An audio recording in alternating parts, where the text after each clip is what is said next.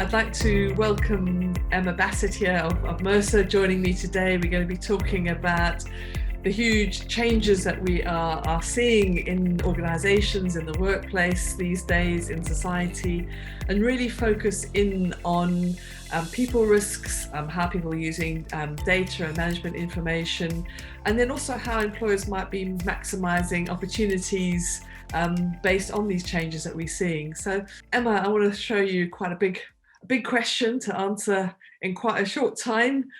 How are you seeing employers assessing people risks that are related to these huge shifts that we are experiencing in the way that people are working during 2021?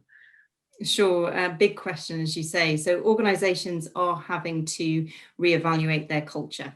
So due to the change in and the shift in the way people are working, how safe is their culture? Is it inclusive? And does working from home improve well-being, or does the organisational culture cause more stress with remote working? So these are typical questions we're seeing organisations exploring right now.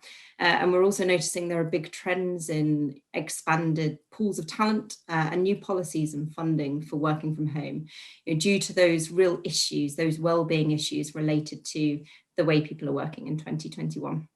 And you're seeing these shifts. Are you seeing that employers are using more data? Are they analysing more of their management information to look ahead and predict some of the challenges that they might be facing, the risks and opportunities for their workforce? And I know talent is coming up as a big issue.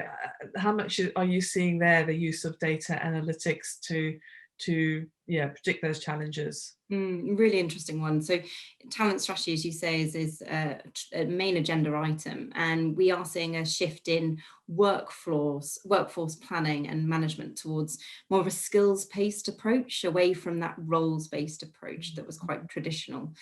So organisations are looking to become more sustainable, fit for the now and the future, by looking and understanding of the skills they need to have in the organisation. So they're really trying to understand and anticipate the changes, such as future business change for business as usual, as well as process and technology changes. So really looking at that skill that's needed to take them through the now and the future, rather than looking at the role specifically.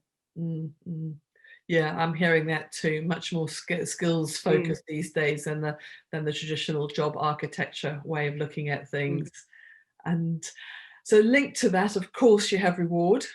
So generally, what sort of reward practices are you seeing shifting? What and maybe benefit and practices that you're seeing that will help employers maximize new opportunities coming their way, or mitigate risks, or even, as you say, adapt to these changes in the way that HR are looking at the challenges? Well, when we look at cultural change and the impact on well-being, as we've discussed, for me there are three things. The first is communication. How are we communicating that recognition of our colleagues? How are we ensuring that they feel included? So we are living in a digitalized world, as we know, and companies are looking at how to digitalize their methods of communication. On the one hand, to ensure employees are educated and engaged, but on the other hand, they feel included in that conversation. And the second is mental well-being, and companies will continue to look at manager training, first aid training, mental health pathways within the workplace. And the third is healthcare. Lots of organisations don't cover all their employees, and we know the NHS is experiencing long delays that will have an impact on all of us. So the key here is that organisations will need to tackle that risk on well-being by looking at offering healthcare to all their employees. And just picking up on that last point, yes, and that's playing then back into broader diversity, inclusion programs, and so on. So it really is, we're seeing these shifts happening in the round. But I know we've just kept this quite short this morning and looking at those really top level key issues that people should be considering right now. So thank you so much, Emma, just to share some of your thoughts on how employers should be assessing people risks and looking forward at those challenges and putting in place the strategies and the MI right now. Thanks very much.